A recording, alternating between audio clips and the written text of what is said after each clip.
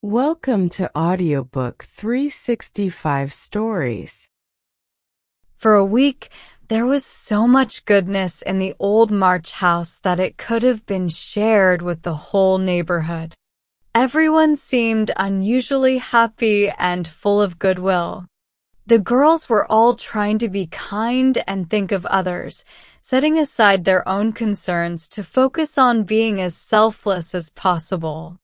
After their initial worry about their father subsided, the girls gradually stopped putting in so much effort and slowly returned to their old habits. They didn't forget their motto to live for others, but it seemed easier to be busy and cheerful rather than continue their earnest striving, especially after working so hard. They felt they deserved a break and allowed themselves many small indulgences. Jo caught a cold because she didn't cover her newly cut hair well enough. Aunt March didn't want anyone with a cold around her, so Jo was ordered to stay at home until she was better. Jo was more than happy to obey. After rummaging through the attic and basement to find things to keep her occupied, she settled on the sofa, ready to nurse her cold with books and medicine.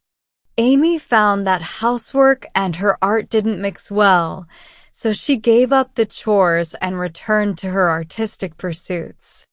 Meg continued to visit her students every day and pretended to sew at home.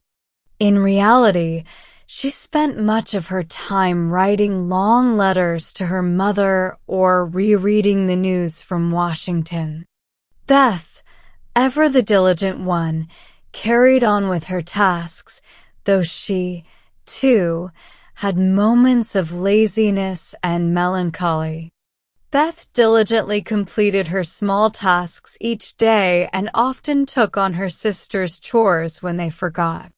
The house seemed like a clock that had lost its pendulum without the regular routine set by their mother. When Beth felt overwhelmed by missing her mother or worrying about her father, she would go to a certain closet, hide her face in the folds of an old dress she loved, and quietly cry and pray. No one knew what comforted her during those times, but everyone noticed how sweet and helpful she became afterward. She started to be the one her sisters went to for comfort or advice about their minor troubles. None of them realized that this time without their mother was a test of their character. When the initial excitement of managing the household on their own wore off, they felt like they had done well and deserved praise. They had done well, but their mistake was in stopping their efforts too soon. They learned this lesson through much worry and regret. 10 days after Mrs. March left, Beth approached her sisters with a request. "Meg, I wish you'd go and see the Hummels. You know Mother told us not to forget them." "I'm too tired to go this afternoon," replied Meg, rocking comfortably in her chair as she sewed. "Can't you go, Jo?" asked Beth. "It's too cold for me to go out with my cold," said Jo. "I thought your cold was almost better," said Beth. "It's good enough for me to go out with Lori, but not good enough to go to the Hummels," Jo admitted, laughing a bit but looking slightly embarrassed. "Why don't you go yourself?" asked Meg. "I have been going every day, but the baby is sick and I don't know what to do for it. Mrs. Hummel goes away to work and Lawton takes care of it, but the baby is getting sicker." "I think you or Hannah should go," Beth said earnestly. Meg promised she would go tomorrow. "Ask Hannah for something nice to take to them, Beth." "The fresh air will do you good," said Jo, adding, "I'd go, but I want to finish my writing. My head hurts and I'm tired, so I thought maybe one of you would go," said Beth, looking weary. "Amy will be here soon, and she can go for us," suggested Meg. Beth lay down on the sofa, and the others returned to their tasks, soon forgetting about the Hummels. An hour passed. Amy didn't come. Meg went to her room to try on a new dress. Jo was engrossed in her writing, and Hannah was napping in front of the kitchen fire. Beth quietly put on her hood, filled her basket with small comforts for the poor children, and went out into the cold air with a heavy heart and a sad look in her patient eyes. It was late when she returned, and no one noticed her going upstairs and shutting herself in her mother's room. Half an hour later, Jo went to her mother's closet for something and found little Beth sitting on the medicine chest, looking very serious, with red eyes and a bottle of medicine in her hand. "What's the matter?"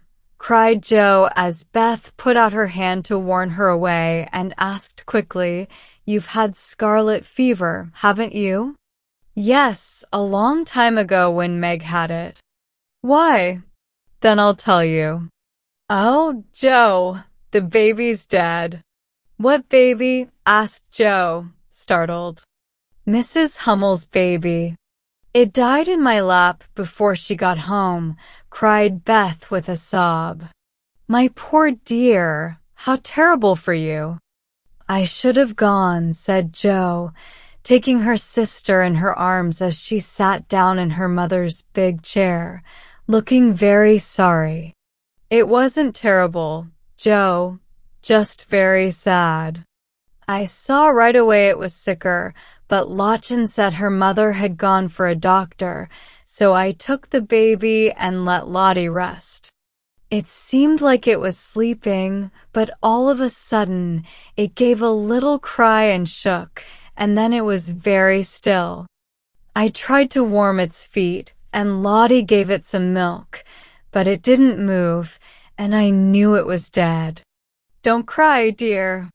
"What did you do?" "I just sat and held it gently until Mrs. Hummel came with the doctor. He said it was dead and looked at Heinrich and Minna, who have sore throats. Scarlet fever, ma'am." "You should have called me before," he said angrily.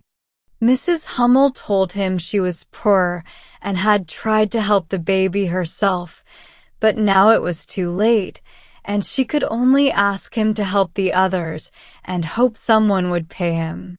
He smiled then and was kinder, but it was very sad, and I cried with them until he suddenly turned around and told me to go home and take medicine right away, or I'd get the fever. "No, you won't," cried Jo, hugging her close with a scared look. "Oh, Beth, if you get sick, I'll never forgive myself. What should we do?" "Don't be scared. I think I won't be too sick. I looked in Mother's book and saw that it starts with a headache, sore throat, and strange feelings like mine. So I did take some medicine, and I feel better," said Beth, putting her cold hands on her hot forehead and trying to look well. "If Mother was only at home," said Jo, grabbing the book, feeling like Washington was very far away. She read a page, looked at Beth, felt her head, checked her throat, and then said seriously, "You've been around the baby every day for more than a week, and with the others who are going to get sick, so I'm afraid you are going to get it. Beth, I'll call Hannah. She knows all about being sick. Don't let Amy come. She never had it, and I would hate to give it to her." "Can't you and Meg have it again?" asked Beth, worried. "I guess not. I don't care if I do. It would serve me right for being selfish and letting you go while I stayed here writing silly stuff," muttered Jo as she went to ask Hannah. Hannah woke up quickly and took charge right away, saying there was no need to worry. Everyone had scarlet fever, and if treated correctly, nobody died. Joe believed her and felt much better as they went up to call Meg. "Now I'll tell you what we'll do," said Hannah after she had checked Beth and asked her questions. "We will have Dr. Banks just take a look at you, dear, and make sure we start the right way. Then we'll send Amy to Aunt March's for a while to keep her safe, and one of you girls can stay at home and keep Beth company for a day or two." "I'll stay, of course." "I'm the oldest," began Meg, looking worried and feeling guilty. "I will stay because it's my fault she is sick. I told Mother I'd do the errands, and I didn't," said Joe firmly. "Which one will you have, Beth?" "We only need one," said Hannah. "Joe, please." And Beth leaned her head against her sister with a content look, which settled the matter. "I'll go and tell Amy," said Meg, feeling a little hurt, but also a bit relieved, because she didn't like taking care of sick people, and Joe did. Amy was very upset and angrily said she would rather get the fever than go to Aunt March's. Meg tried to reason with her, pleaded, and even commanded, but it was no use. Amy said she would not go, and Meg left her in despair to ask Hannah what they should do. Before Meg came back, Lori walked into the living room and found Amy crying with her head in the sofa cushions. She told him what happened, hoping he would comfort her, but Lori just put his hands in his pockets and walked around the room, whistling softly as he thought deeply. After a while, he sat down next to her and said in his nicest voice, "Now, be a sensible girl."